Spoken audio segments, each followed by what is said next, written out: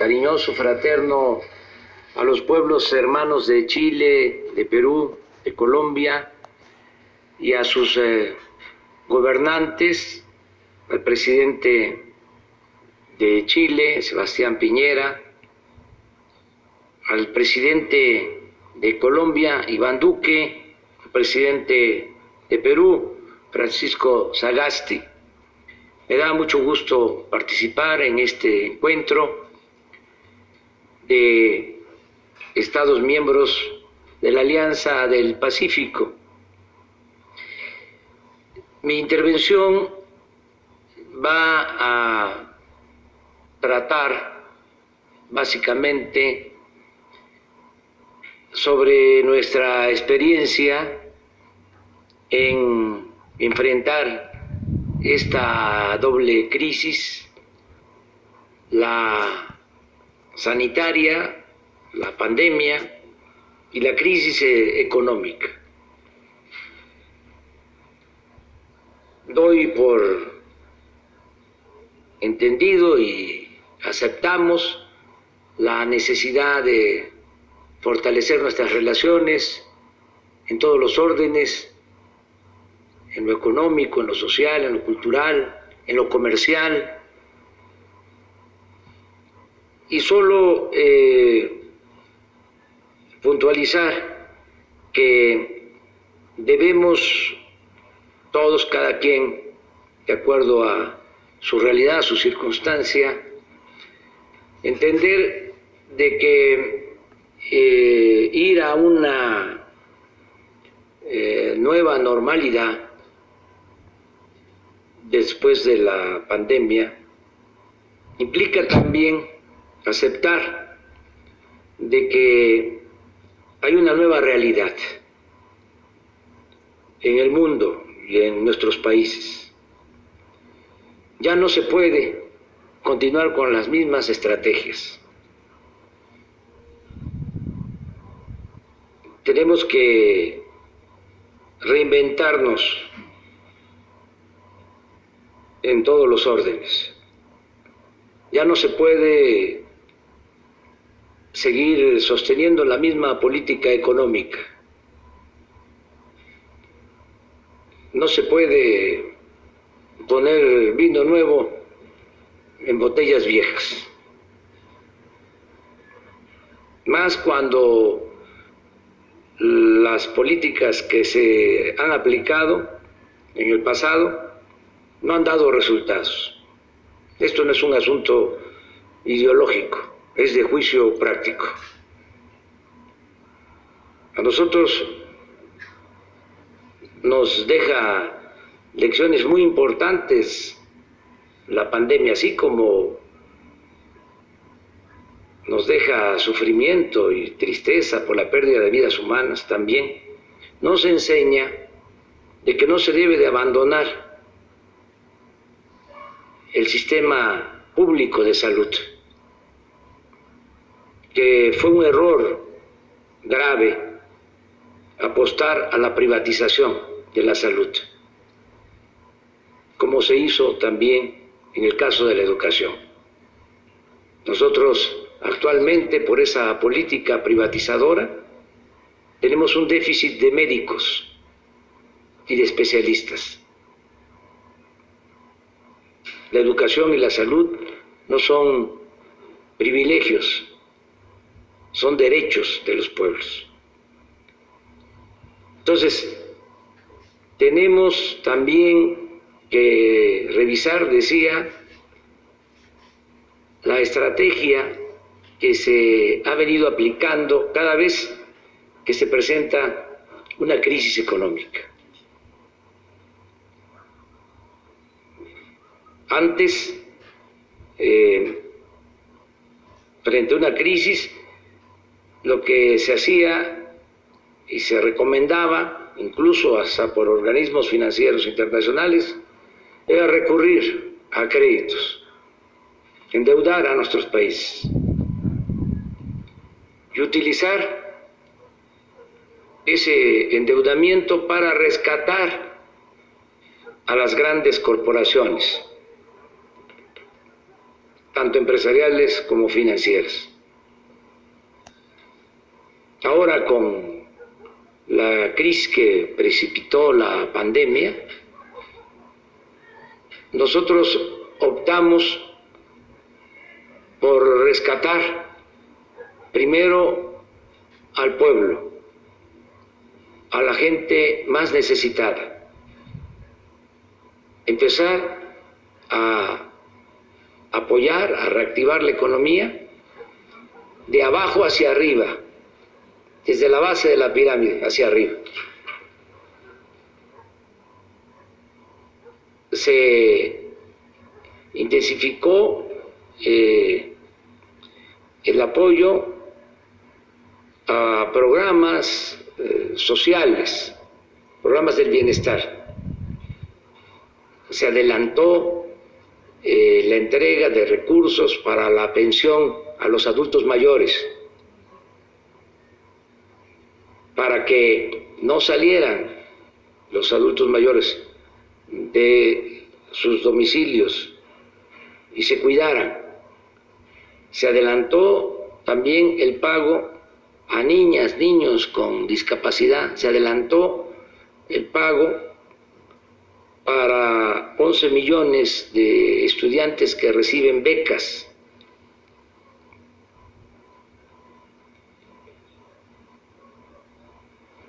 Toda esta inversión que se dirigió a la base de la pirámide social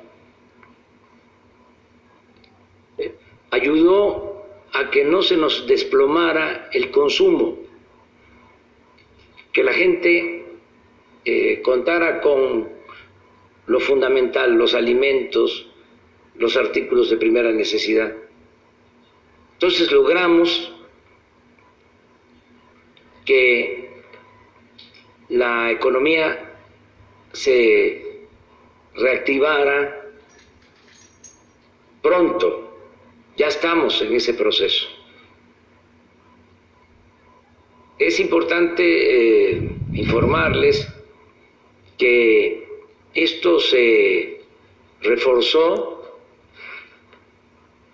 con una aportación extraordinaria de nuestros paisanos migrantes, que a pesar de la pandemia están enviando ahora más recursos a sus familiares en México. Este año vamos a tener remesas récord. Vamos a alcanzar 40,000 millones de dólares de envíos de mexicanos que trabajan, viven en Estados Unidos y que envían estos apoyos a 10 millones de familias en México. Un promedio de $350 mensuales por familia. Entonces, con este apoyo y con la decisión de destinar recursos desde abajo a la gente más necesitada, estamos saliendo adelante. No solicitamos créditos, no aumentamos impuestos, no aumentamos los precios de los energéticos y estamos optimistas, a pesar de lo difícil que ha sido enfrentar la pandemia, que a pesar de la caída de la economía, estamos seguros de que saldremos con esta fórmula, con esta nueva estrategia. Desde luego, como ustedes saben, en México hemos decidido acabar con la corrupción. En nuestro diagnóstico, desde que estábamos en la oposición, sosteníamos de que el principal problema de México era la corrupción, que nada había dañado más al país que la deshonestidad de los gobernantes y que teníamos que erradicar la corrupción, desterrar la corrupción.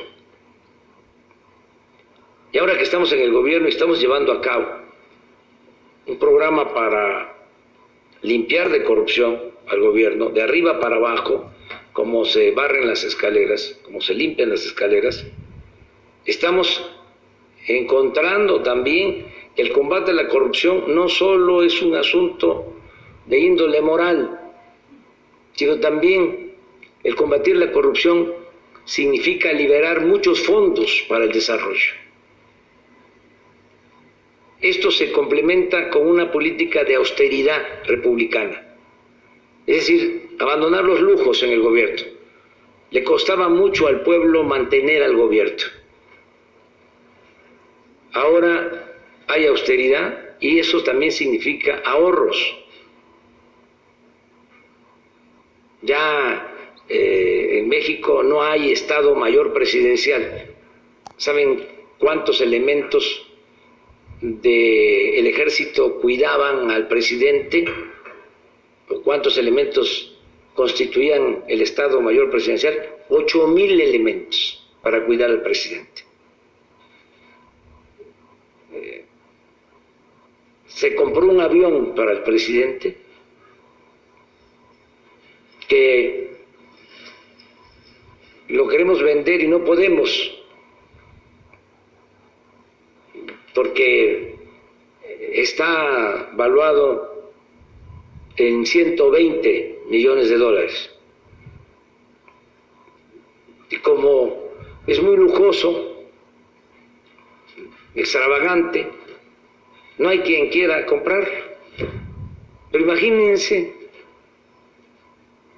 el tamaño de esos excesos, la dimensión de esos excesos. Entonces todo eso se termina y con el combate a la corrupción y con un gobierno austero estamos liberando fondos para el desarrollo. Y repito, no hay necesidad de endeudar, ni de aumentar impuestos, ni de cobrar más por las gasolinas, por el diésel, por la energía eléctrica. Y sí, termino comentando, subrayando, de que es muy importante repensar acerca de lo ineficiente que ha sido el modelo económico neoliberal. Desde luego bueno para las minorías, muy malo para los pueblos. El gobierno tiene que representar a todos y tiene que haber una división clara entre el poder económico y el poder político. Cuando el gobierno está al servicio de una minoría, no se puede avanzar. Entonces, yo celebro este encuentro con ustedes. La verdad, muchas gracias al presidente Piñera, que es ahora el responsable, el coordinador de este encuentro y de la alianza que está por concluir su mandato, y le deseo lo mejor al presidente Duque, que va a tomar la estafeta. A mí me gustaría pues tener esta reunión de manera presencial, pero ya sabemos que no es posible por cuestiones sanitarias, por la sana distancia que se tiene que mantener, pero ya va a pasar esto, y nos vamos a encontrar en lo personal. Un saludo también al presidente del Perú. Nos da mucho gusto que se haya decidido elegirlo como como presidente. Del Perú, el presidente Sagasti, que a pesar de la situación interna, él representa la conciliación y deseamos que salga adelante por el bien de su pueblo. Y también pues nosotros apoyamos el ingreso a la alianza de Singapur y desde luego el ingreso de Ecuador. Votamos por eso y ojalá se pueda lograr lo más pronto posible. Ya nada más termino diciendo que vamos a firmar las declaraciones, en particular lo que tiene que ver con la firma de la Declaración de Santiago de Chile. Que viva Chile y que viva Colombia y que viva Perú y que viva nuestra América.